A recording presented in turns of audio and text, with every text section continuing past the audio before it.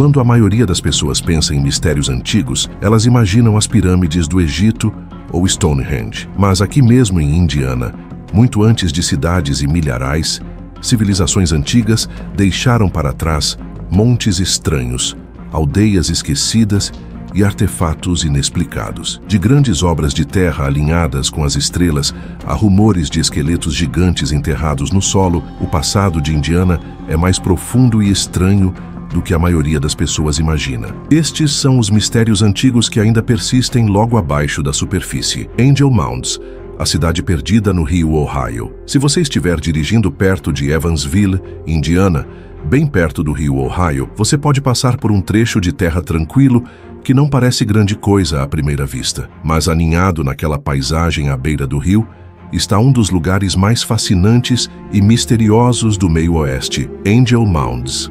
Este não é apenas mais um sítio histórico com uma placa e algumas pedras antigas. Angel Mounds já foi uma cidade próspera, lar de uma cultura poderosa que existiu séculos antes de qualquer europeu pisar na América do Norte. Construído e habitado entre 1000 e 1450 d.C., foi um importante centro da cultura mississippiana, uma sociedade conhecida por construir grandes montes de terra, organizar comunidades complexas e negociar mercadorias por grandes distâncias.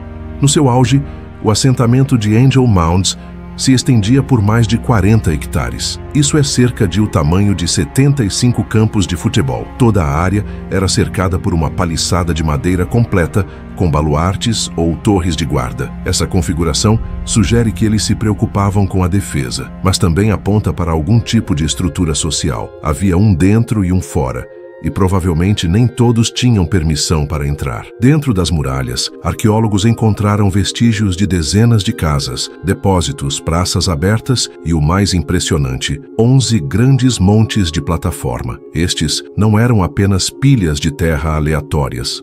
Eles foram cuidadosamente construídos, provavelmente ao longo de muitos anos, e serviam a um propósito real. A maioria era plana no topo e provavelmente abrigava templos, edifícios cerimoniais ou casas da elite. Então, de certa forma, eram centros religiosos e políticos, erguendo-se acima do resto da comunidade. O maior deles, conhecido como Monte A, é enorme. Tem mais de 180 metros de comprimento e 13 metros de altura. Imagine subir lá naqueles templos, olhando por cima dos telhados e jardins da sua cidade. Se você fosse um líder ou figura espiritual, essa altura não era apenas física, era simbólica. Você estava literalmente acima de todos os outros.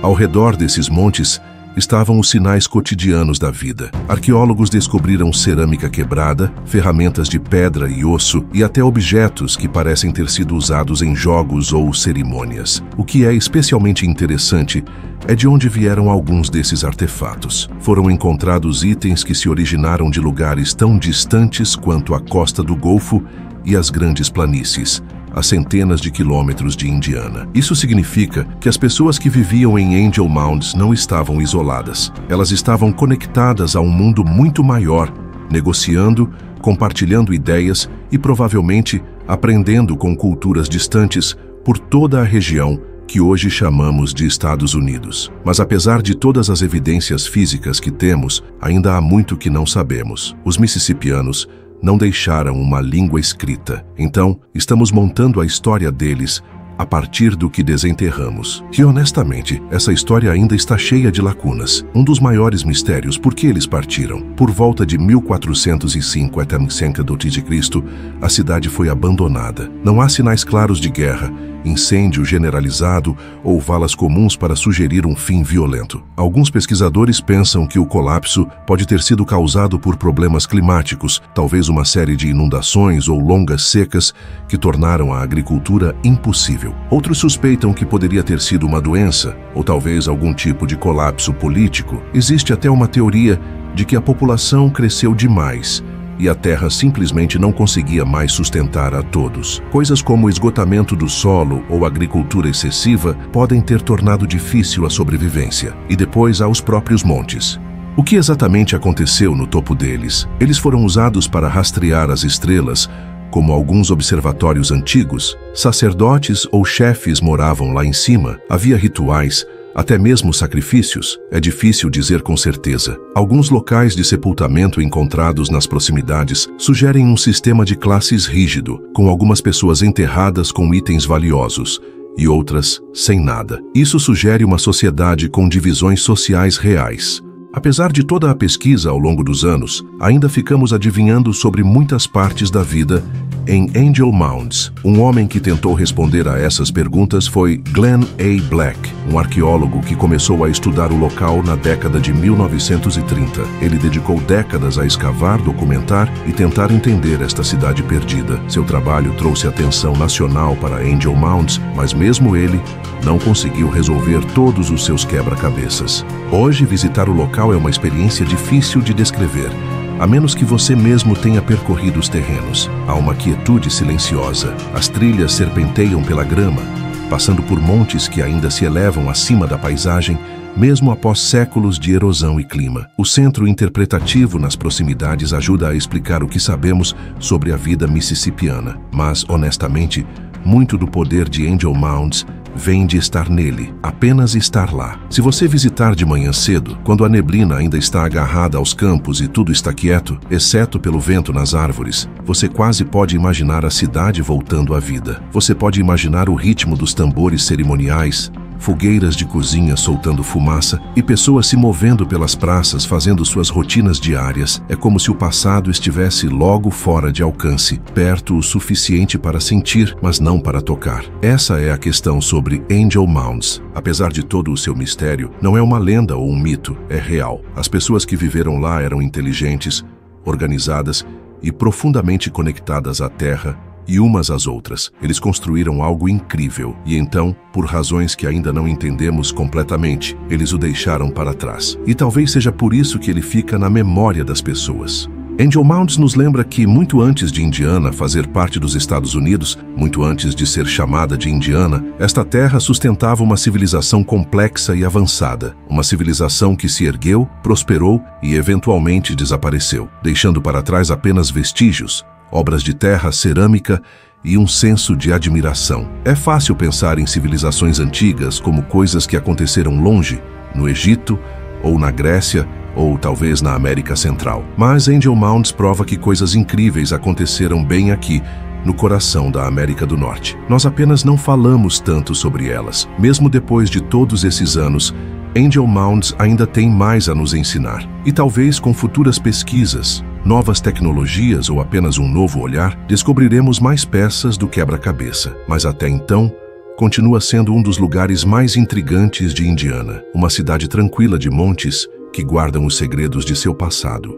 As pedras sagradas de Newark. Em meados do século XIX, algo incomum foi retirado da terra perto de Newark, Ohio, uma cidade tranquila a cerca de 320 quilômetros da fronteira com Indiana. Não era ouro ou ossos antigos, mas um grupo de pequenas pedras esculpidas que gerariam uma tempestade de controvérsia, mistério e debate que ainda está vivo hoje. Estes artefatos são agora conhecidos como as Pedras Sagradas de Newark e foram retirados de montes de sepultamento ligados à mesma cultura de construção de montes que se estendeu por grande parte do meio-oeste, incluindo Indiana. A descoberta despertou a curiosidade de todos os lados: arqueólogos, pensadores religiosos, céticos e verdadeiros crentes. O primeiro artefato, e provavelmente o mais famoso, é o que é chamado de Pedra Angular. Foi encontrada em 1860 por um homem chamado David Wyrick, que tinha se interessado em escavar montes de sepultamento de nativos americanos em Newark. Durante uma de suas escavações, ele descobriu uma pequena pedra escura e polida, com a forma de um prumo,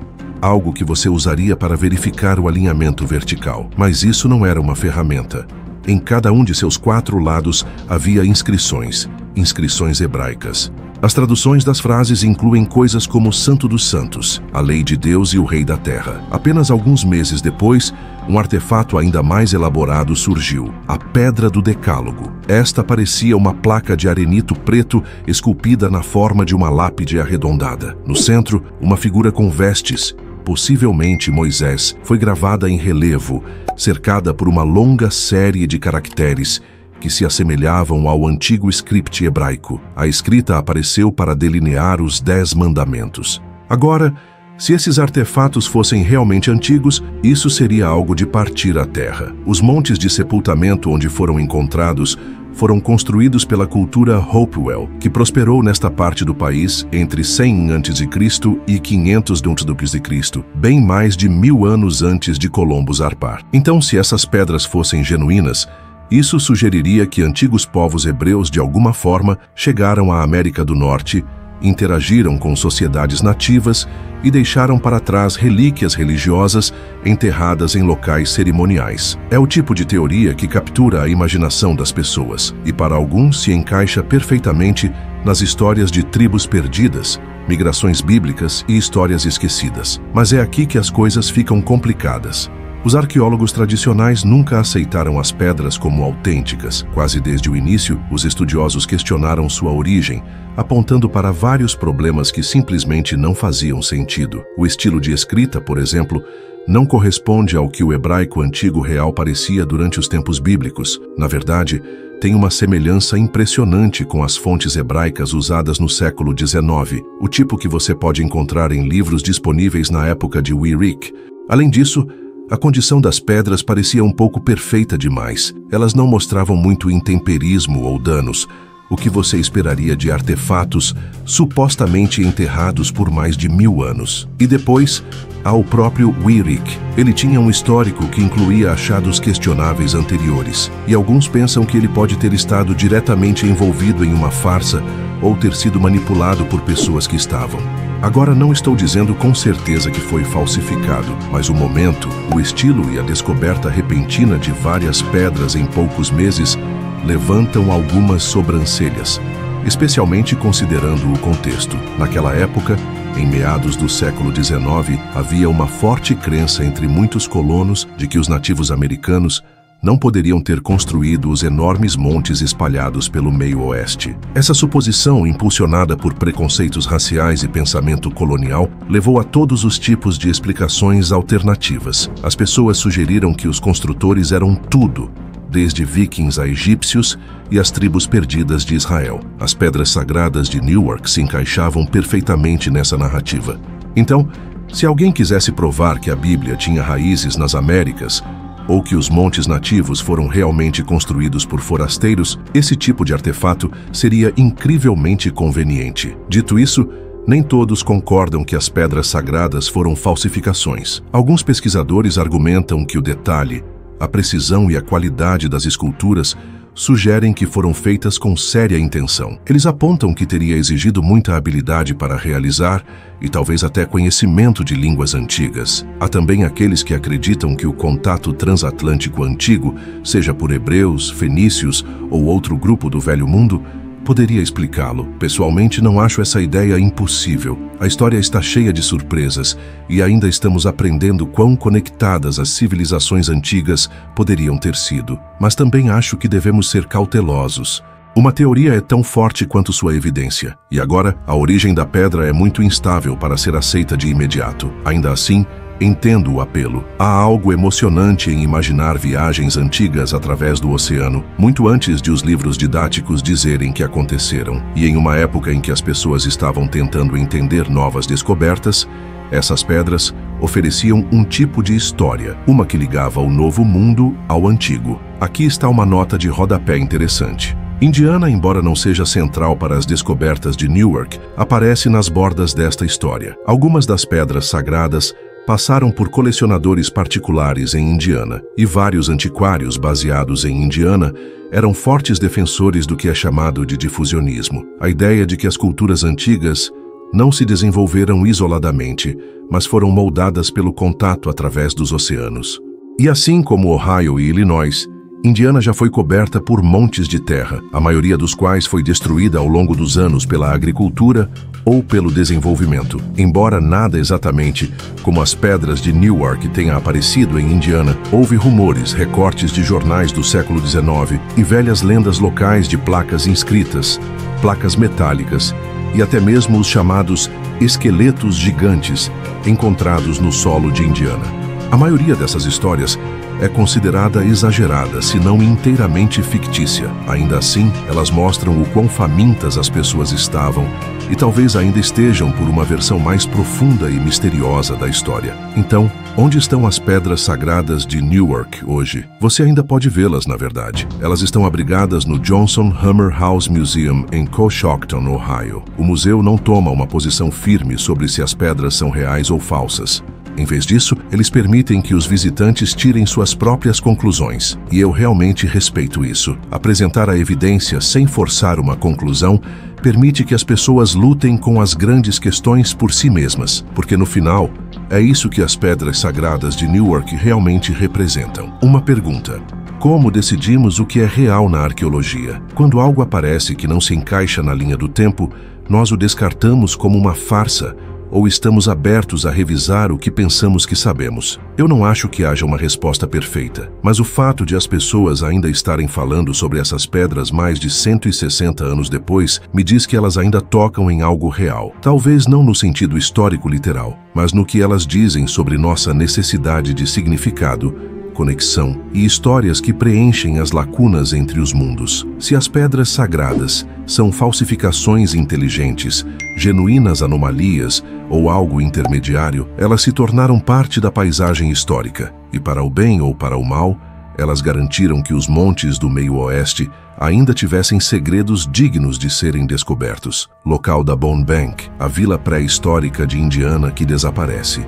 Perto da borda sul de Indiana, onde o rio Wabash se curva para o Ohio, há um trecho de terras agrícolas tranquilas que mal sugere a história enterrada sob ele. Você não pensaria muito sobre isso à primeira vista. Apenas campos abertos, algumas árvores, talvez o som da água se movendo à distância. Mas 200 anos atrás, este lugar chamou a atenção por uma razão completamente diferente. Os moradores o chamavam de Banco de Ossos, e por um bom motivo.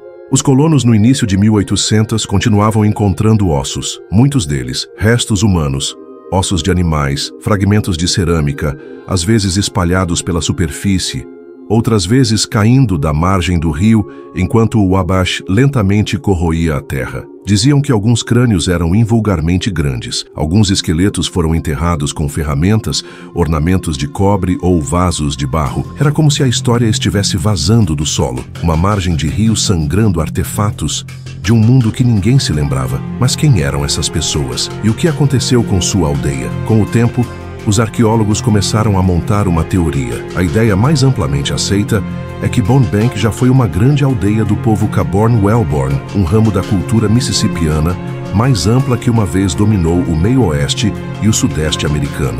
Eles viveram no Vale do Baixo Wabash de cerca de 1400 a 1720 a.C., muito depois que as grandes cidades mississippianas como Cahokia começaram a desaparecer. Essas pessoas ainda construíam montes, embora não tantos ou tão grandes. Suas comunidades eram menores, mais localizadas, mas não menos importantes. Bone Bank pode ter sido uma de suas maiores cidades. Construído em um barranco acima do rio Wabash, o local oferecia uma mistura de defesa natural, terra fértil e acesso a rotas comerciais. De lá, eles podiam mover mercadorias rio acima e rio abaixo, conectando-se com outras aldeias espalhadas pela região. Artefatos retirados do local ao longo dos anos sugerem que Bone Bank não estava apenas isolada. Pedaços de joias de concha da costa do Golfo, cobre dos Grandes Lagos e raros objetos cerimoniais feitos de materiais distantes foram encontrados lá. Estes não eram simples agricultores escondidos na floresta. Esta era uma comunidade conectada a uma rede, um centro regional com laços que se estendiam muito além do que hoje chamamos de Indiana. Mas hoje, quase tudo se foi. O rio lenta e firmemente tem apagado o local por mais de um século. Registros antigos de 1800 descrevem colonos carregando carroças cheias de ossos e cerâmica. Alguns desses restos acabaram em museus. Outros foram mantidos por colecionadores.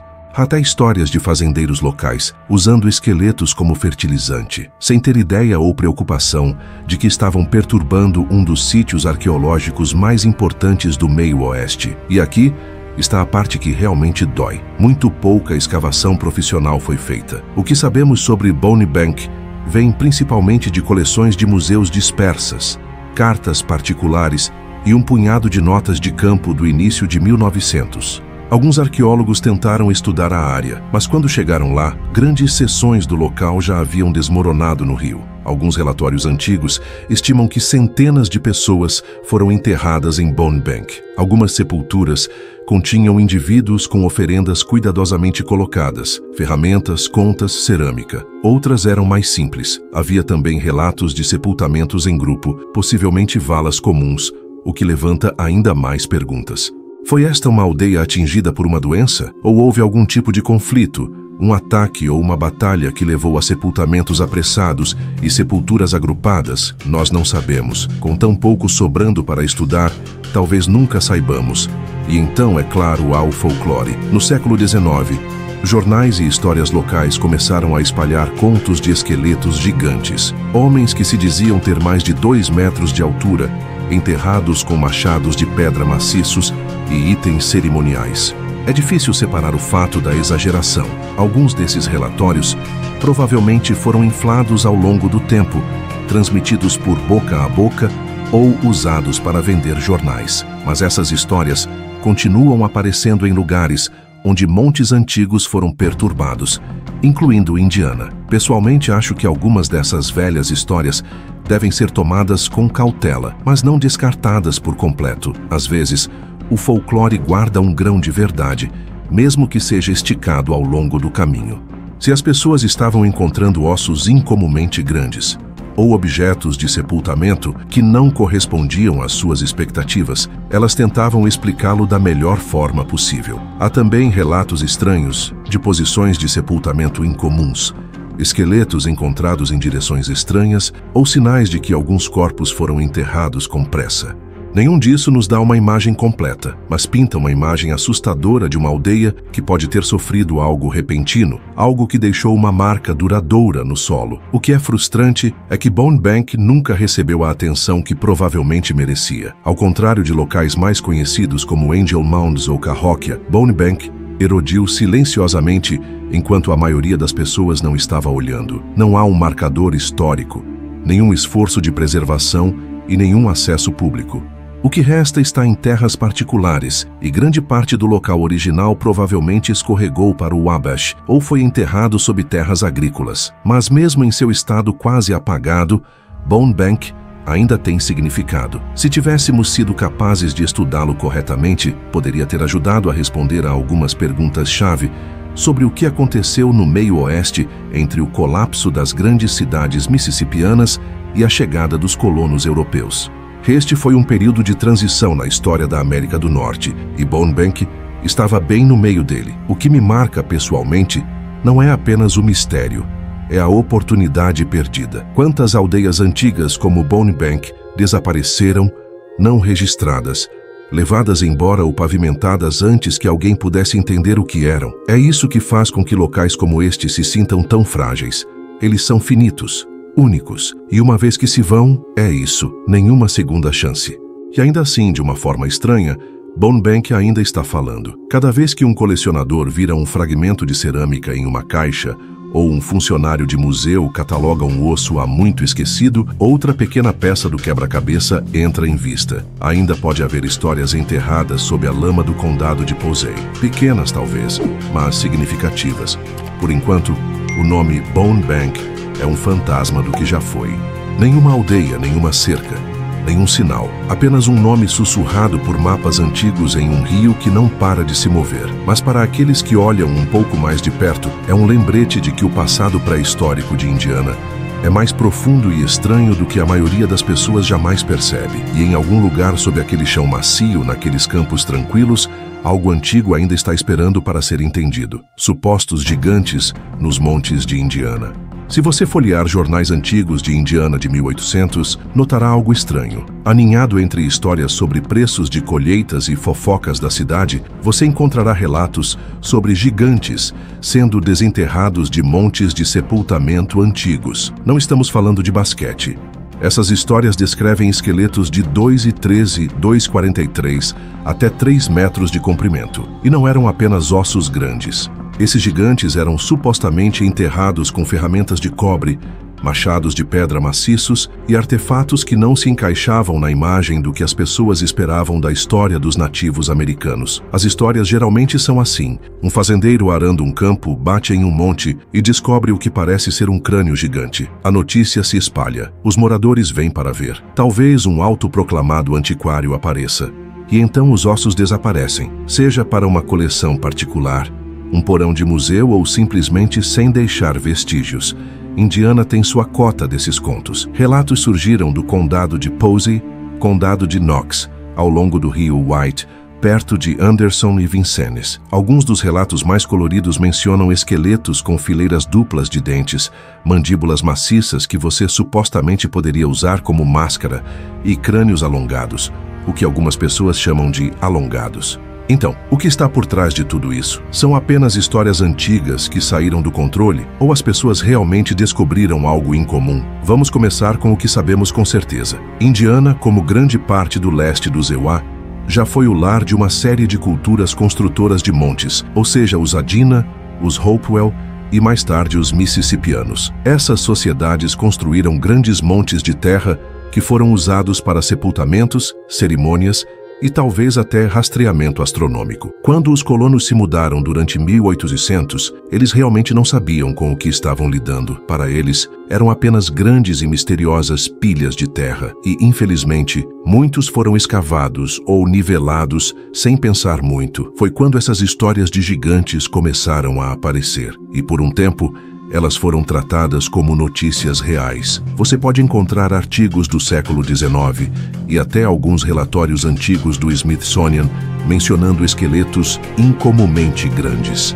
Mas à medida que a arqueologia se tornou mais profissional, o tom mudou. Os cientistas começaram a chamar essas histórias de ossos mal identificados, exageros ou fraudes. Ainda assim, nem todos acreditaram nisso. Ao longo dos anos, pesquisadores marginais e fãs de história alternativa mantiveram a ideia viva. Alguns acreditam que os esqueletos pertencem a uma raça esquecida, talvez até mais antiga que a Adina. Outros os ligam aos Nephilim, mencionados na Bíblia.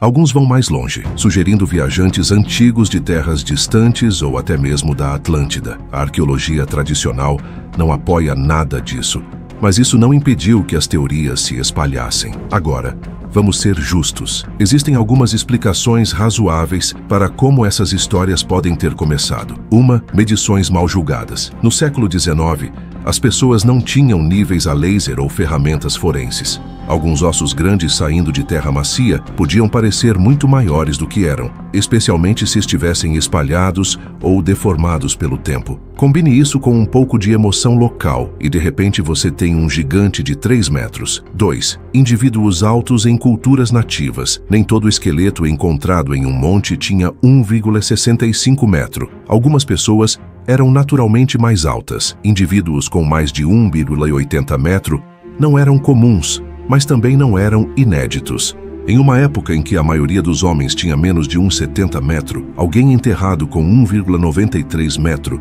com itens cerimoniais, poderia definitivamente parecer um gigante. 3.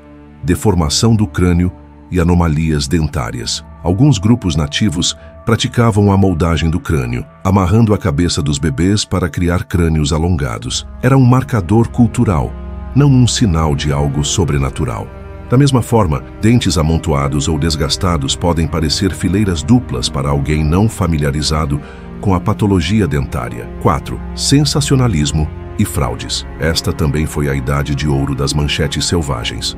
Os jornais estavam em concorrência feroz e uma história arqueológica bizarra podia vender cópias rapidamente. Esqueleto de 2,4 metros encontrado em campo de milho era muito mais emocionante do que mais fragmentos de cerâmica encontrados em monte. Ainda assim, mesmo com todas essas possibilidades, o grande número de histórias faz com que algumas pessoas se perguntem, especialmente quando você percebe que ninguém nunca fez um levantamento estadual adequado desses relatórios. A maioria dos ossos originais se foi. Muitos dos achados nunca foram catalogados corretamente, especialmente antes que a arqueologia formal decolasse no século XX. Alguns pesquisadores suspeitam que as coisas foram intencionalmente enterradas, não no chão, mas na burocracia. Há alegações de que o Smithsonian coletou ossos grandes em 1800, mas nunca acompanhou. Outros dizem que os achados foram perdidos porque não se encaixavam na narrativa predominante de quem vivia na América do Norte e quando. Se isso é verdade ou não, adiciona combustível ao mistério.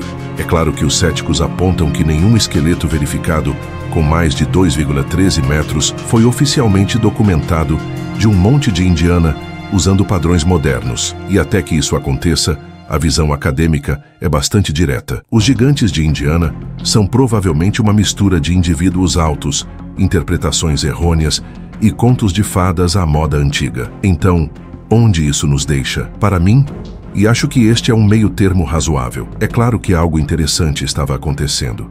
Seja evidência mal interpretada, achados esquecidos ou apenas muito ruído cultural, essas histórias significam algo. Mesmo que os gigantes físicos nunca tenham existido, as lendas são reais. Elas se tornaram parte da imaginação histórica de Indiana, folclore enraizado na curiosidade genuína, e em uma época em que as pessoas estavam tropeçando em estranhos remanescentes do passado em seus próprios quintais. E sejamos honestos, o mistério sempre foi parte da arqueologia. Nem tudo é resolvido. Nem toda pergunta obtém uma resposta clara. É isso que torna a história digna de ser explorada. Hoje, os contos dos gigantes de Indiana vivem principalmente em arquivos de jornais empoeirados e no folclore local. Mas se você se encontrar vagando perto de um monte antigo, especialmente quando o sol começa a se pôr e a neblina começa a se infiltrar, não é difícil imaginar um desses gigantes antigos ainda descansando abaixo, apenas esperando que a terra mude novamente. Os petróglifos de Vincennes, as escrituras de rocha que desaparecem em Indiana. Perto do rio Wabash, perto de Vincennes, Indiana, há um pedaço de calcário exposto que não parece grande coisa à primeira vista. Você poderia passar por ele sem notar nada de incomum, mas se você parar, olhar de perto e deixar seus olhos se ajustarem à luz e à textura, algo começa a emergir. Linhas fracas, padrões estranhos, formas que podem ser animais ou outra coisa. Estes são os petróglifos de Vincennes, a conexão silenciosa e desmoronante de Indiana com um passado pré-histórico. Você não encontrará nenhuma placa de trânsito apontando para eles. Não é um grande ponto turístico. Na verdade, a maioria das pessoas na área nunca ouviu falar disso. E, no entanto, esta peça de arte rupestre desvanecendo pode ser uma das formas mais antigas de expressão humana que restam em todo o estado. Só isso deveria fazer com que importasse. As esculturas são gravadas diretamente no calcário macio perto da margem do rio. Não é uma face de penhasco protegida ou uma parede de caverna, apenas pedra exposta e desgastada, vulnerável a cada tempestade e inundação que passa. Com o tempo, a erosão suavizou as bordas e borrou as linhas. Então o que resta é difícil de decifrar, mas sabemos que eles estão lá e sabemos que não foram feitos por acidente. O rio Wabash sempre foi uma tábua de salvação. Muito antes da chegada dos colonos europeus, ele serviu como uma importante rota de viagem para os povos indígenas. Se você imaginar o rio como uma estrada antiga, então faz sentido que alguém parasse aqui, talvez para descansar, talvez para se reunir ou talvez para marcar algo importante. E se você quisesse deixar uma mensagem que duraria mais que as estações, esculpi-la em pedra pode ter parecido uma boa ideia. Quanto ao que as esculturas realmente mostram, bem, é aí que as coisas ficam um pouco nebulosas. Alguns pesquisadores descrevem figuras geométricas, linhas cruzadas, formas simples de animais e formas abstratas que desafiam uma explicação fácil. Outros veem padrões mais simbólicos, talvez espirituais, talvez territoriais, mas a verdade é que o tempo os desgastou tanto que a interpretação é principalmente adivinhação. Não há uma data oficial carimbada nessas rochas, mas com base em comparações com outros locais na região, alguns arqueólogos pensam que as esculturas podem datar do período silvestre tardio, entre 500 e 1000 d.C. Elas poderiam ser ainda mais antigas. Isso significa que as pessoas que as fizeram podem ter feito parte das mesmas culturas que construíram montes de sepultamento em toda a Indiana e no Vale do Rio Ohio. Grupos como os Adena ou Hopewell, estas não eram apenas tribos errantes. Eram sociedades organizadas com redes comerciais, práticas cerimoniais e um profundo conhecimento de seu ambiente. Então, por que esculpir na pedra aqui? Uma possibilidade é que este local fosse sagrado. Em muitas tradições nativas americanas, Certos lugares tinham uma energia especial, clareiras naturais, pontos altos, curvas de rio. Os petróglifos eram frequentemente deixados nesses lugares, não como grafites aleatórios, mas como parte de rituais ou narrativas espirituais. Um xamã pode esculpir símbolos após uma visão. Um líder pode registrar um evento importante. Um viajante pode deixar uma marca pedindo uma passagem segura. Estas não eram decorações, eram mensagens, algumas destinadas a serem entendidas, outras não. Outra teoria é que os petróglifos de Vincennes serviam como uma espécie de mapa, talvez não no sentido moderno, mas um simbólico, marcando limites, raízes ou pontos de encontro da comunidade. Se você está seguindo o rio, esses símbolos poderiam ter sido uma maneira de dizer: você está entrando em nossa terra, ou este é um lugar de paz. Petróglifos, em outras partes da América do Norte, mostraram servir exatamente a esses tipos de propósitos. Há até a possibilidade de que o que estamos vendo seja uma história, um conto visual contado através de uma sequência de esculturas. Isso é algo que você encontra em lugares como Utah, Novo México e até partes do Canadá. Os painéis de rocha lá frequentemente mostram figuras envolvidas em caça, dança ou viagem. Em todos esses lugares, a terra se torna uma contadora de histórias, e cada local esculpido é um capítulo. Vincennes poderia ter sido um capítulo em uma história muito maior? Nós não sabemos. E esse é realmente o problema. Nós não sabemos. Nenhuma grande escavação arqueológica foi feita aqui. Nenhum estudo profundo. Nenhum projeto de preservação. As esculturas foram mencionadas em relatórios do início do século XX por antiquários locais, mas foram tratadas mais como curiosidades do que como registros culturais. Hoje, o local ainda não é formalmente protegido, não é cercado ou monitorado. Ele fica lá, aberto aos elementos e a qualquer pessoa que possa não tratá-lo com cuidado. Por causa disso, o que resta está desaparecendo rapidamente. Chuva, gelo, aumento do nível da água, todos estão lentamente lixando o passado. Ao contrário de um artefato que você pode mover para um museu, essas esculturas fazem parte da paisagem. Uma vez que se vão, é isso. Também levanta uma questão maior. Havia mais como eles? Poderia ter havido outros painéis de rocha ao longo do Wabash que foram perdidos no tempo? Não é um exagero. O curso do rio mudou. Os campos foram arados, as estradas foram construídas.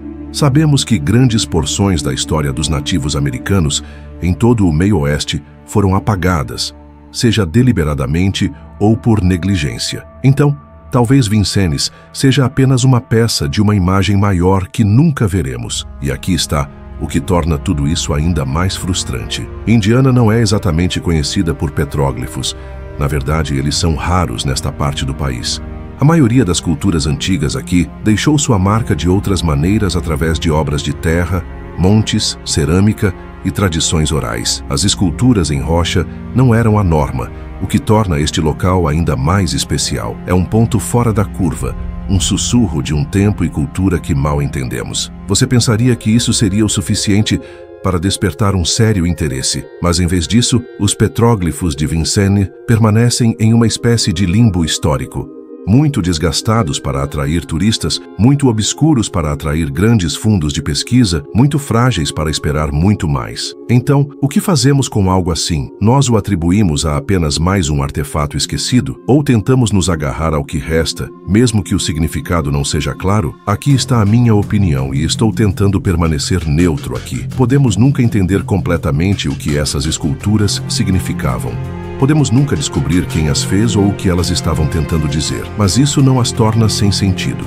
Pelo contrário, o fato de que alguém séculos atrás escolheu esculpir na pedra em vez de madeira ou solo nos diz algo. Diz que eles queriam que esta mensagem durasse. Eles acreditavam que importava. E mesmo que não falemos mais a língua, talvez a coisa mais respeitosa que podemos fazer seja admitir que eles tinham algo que valia a pena dizer.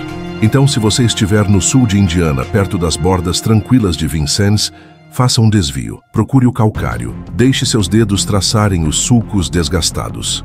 Você não encontrará uma placa ou um guia, mas pode sentir algo mais. Uma conexão tranquila com as pessoas que vieram antes, tentando falar através do tempo. E talvez, apenas talvez, você ouça o eco de uma história que ainda estamos tentando entender. Os Montes de Anderson, os círculos silenciosos de terra e céu de Indiana. Perto da rodovia em Anderson, Indiana, há um trecho de terra tranquilo pelo qual a maioria das pessoas passa sem pensar muito. É verde, arborizado, pacífico, seu típico parque estadual do meio-oeste. Mas aninhado dentro deste espaço despretensioso está algo verdadeiramente antigo e profundamente misterioso: os Montes de Anderson. Agora, eu sei que montes não soa exatamente emocionante, mas uma vez que você percebe o que são e há quanto tempo estão aqui, isso muda tudo.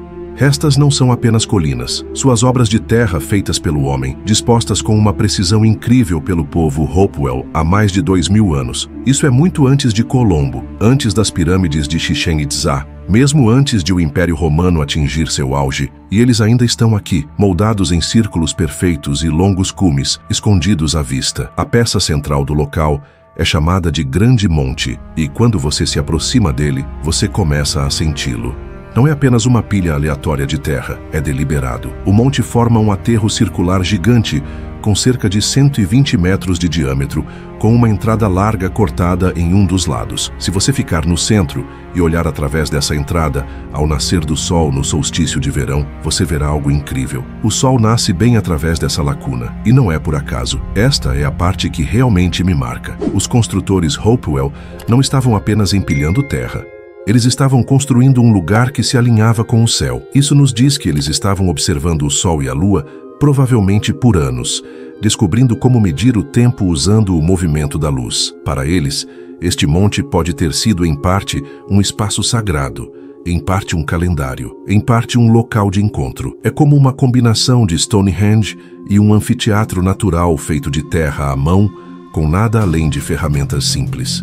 Dentro do Grande Monte, há uma plataforma elevada, que os arqueólogos acham que foi usada para cerimônias ou rituais. Eles encontraram buracos de postes aqui, o que significa que, provavelmente, havia estruturas de madeira dentro do anel. Talvez um templo, uma loja ou algo mais com significado espiritual, mas não existem registros escritos, e ninguém realmente sabe o que foi dito ou feito dentro desses círculos. Deixa muito para a imaginação, mas também um profundo senso de respeito.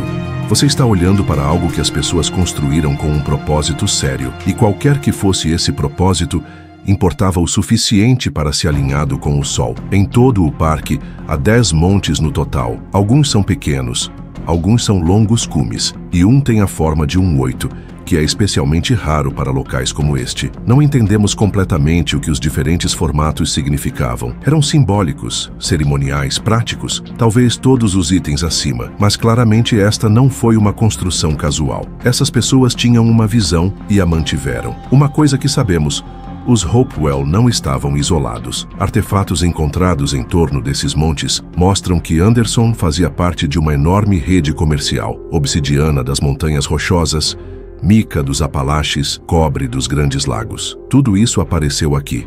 Isso significa que as pessoas viajavam para este lugar trazendo mercadorias, histórias, talvez até crenças de toda a antiga América do Norte. Imagine o tipo de energia que deve ter preenchido esta área durante cerimônias ou encontros. Tambores, luz de fogueira, canções ecoando nas árvores, agora há muito tempo se foram, mas uma vez reais e vivas. E então, assim, acabou. Por volta de 400 b.C., a cultura Hopewell começou a declinar. Ninguém sabe exatamente por quê.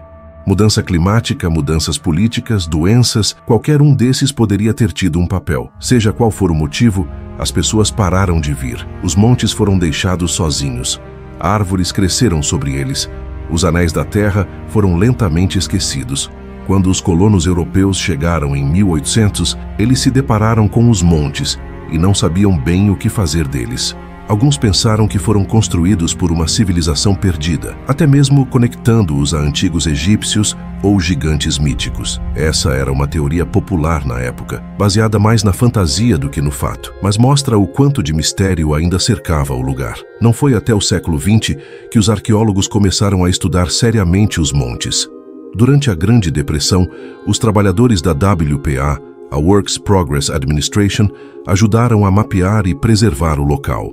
Eventualmente, a terra foi transformada no Mound State Park. Hoje, é um espaço público, Você pode caminhar pelas trilhas, ficar dentro dos montes, assistir ao nascer do sol como os Hopewell faziam. Há algumas placas interpretativas e um pequeno centro de natureza com algumas informações, mas na maior parte é um lugar pacífico. Você pode ver um corredor, uma família em um piquenique ou talvez ninguém, e de uma forma, essa quietude aumenta a experiência. Agora, aqui está a minha opinião.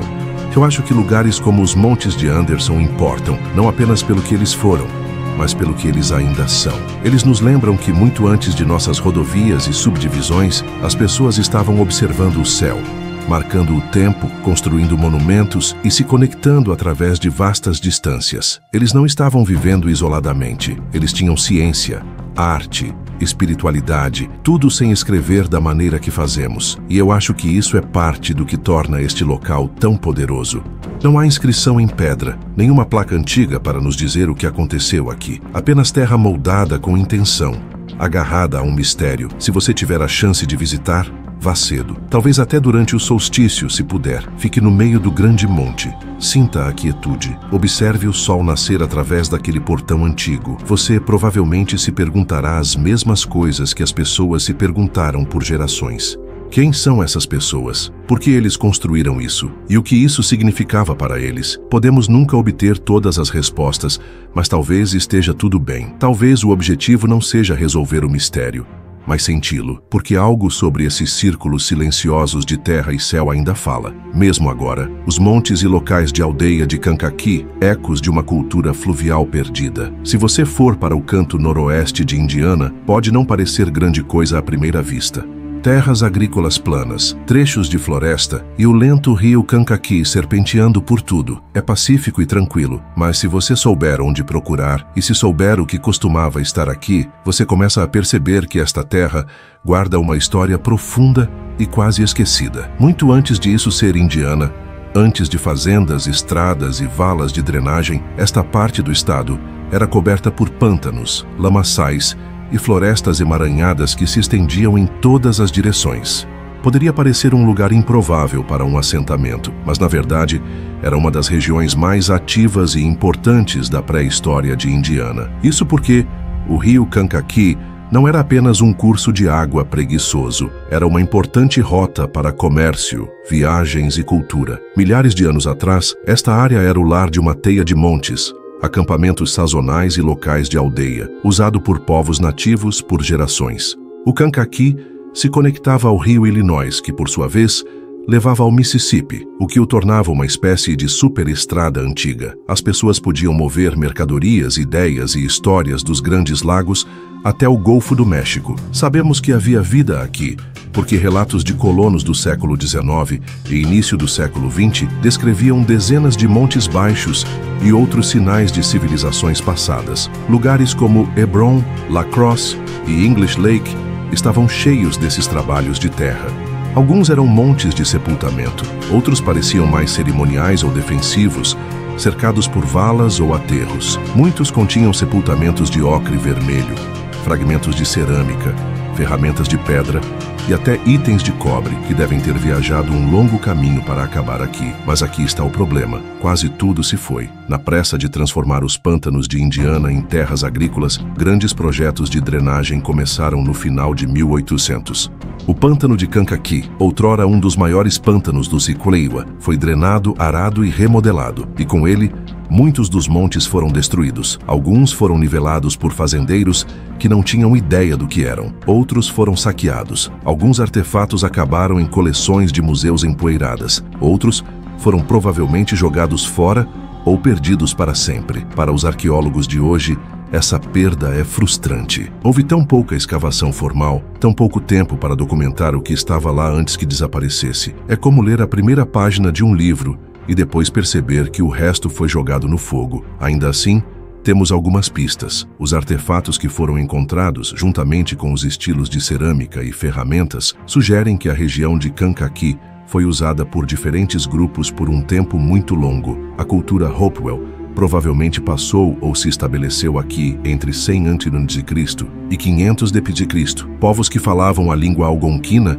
incluindo ancestrais dos Potawatomi em Miami, provavelmente usaram a área para caça e coleta sazonais. O rio e os pântanos forneciam tudo o que eles precisavam: peixes, plantas selvagens, pássaros e abrigo. Mas não era apenas um terreno de caça. A presença de montes e ocupações repetidas sugere algo mais permanente. As pessoas provavelmente voltavam aqui ano após ano, possivelmente até por gerações. Alguns acreditam que era um local de reunião regional, um centro comercial ou até mesmo um local de encontro cerimonial, onde diferentes grupos podiam interagir pacificamente. E há mais. Alguns dos estilos de cerâmica encontrados nesta área mostram uma mistura de designs locais e influência externa do Vale do Mississippi, dos Grandes Lagos e até mais ao sul. Isso sugere que o Kankakee não estava apenas isolado. Ele estava conectado, parte de uma rede muito maior de culturas antigas da América do Norte. As histórias locais apenas aumentam o mistério. Os primeiros colonos falavam em encontrar sepultamentos envoltos em casca de árvore, pedras incomuns